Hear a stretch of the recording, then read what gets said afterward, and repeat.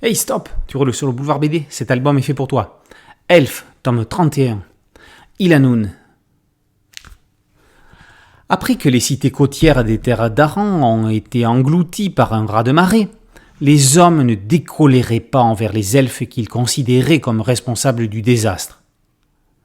Malgré l'entraide, les tensions subsistaient et les affrontements s'étaient poursuivis.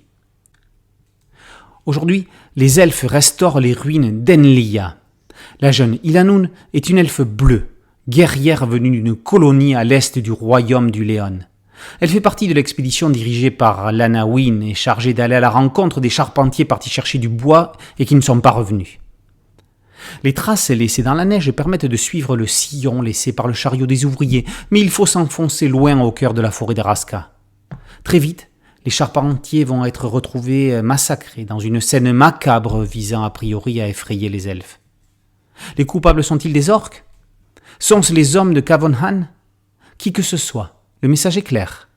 Les elfes vont devoir rester sur leur garde tout en comptant bien dénicher les responsables de la tuerie. En bande dessinée au XXIe siècle, deux séries concept d'Heroic Fantasy se taillent la part du lion. D'un côté, il y a Donjon et ses multiples ramifications dirigées par Lewis Trondheim et Johan Sfar. Le graphisme franco-belge tire la série vers l'humoristique, même si certains épisodes sont très sombres. De l'autre côté, il y a la série quadricéphale Les Terres d'Aran, elfes, nains, orques gobelins et mages, aux traits réalistes, qui sont conçus par Jean-Luc Istin. On est plus proche des univers à la Seigneur des Anneaux ou livre dont vous êtes le héros. Si Trondheim et Sfar restent maîtres de tous les scénarios de Donjon, Istin est plus partageur pour ces Terres d'Aran. Le gardien du temple se réserve le scénario de certains épisodes, mais n'hésite pas à inviter de multiples auteurs à proposer leur vision.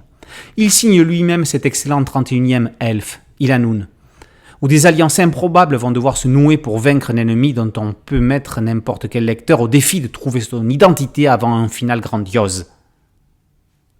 Au dessin, Kiko Duarte décapite elfes et hommes dans des paysages forestiers enneigés. Il y a un côté royaume du Nord de Philippe Pullman avec d'impressionnants ours blancs servant de monture. Il y a un côté Ronzinski dans le village des hommes où l'on pourrait voir Torgal sortir d'une chaumière. L'elfe Lanawin n'appartient qu'à lui. Duarte l'amène à un niveau de charisme et de beauté qui font tout le sel de ce genre de récit de fantasy. Thriller horrifique d'Heroic Fantasy, Ilanun montre encore une fois que les mondes des Terres d'Aran n'ont pas fini de nous raconter des histoires. C'est logique, étant le reflet du nôtre. Ils ne sont pas prêts d'arrêter de tourner. D'autant plus qu'un nouveau cycle s'annonce, intitulé Guerre d'Aran.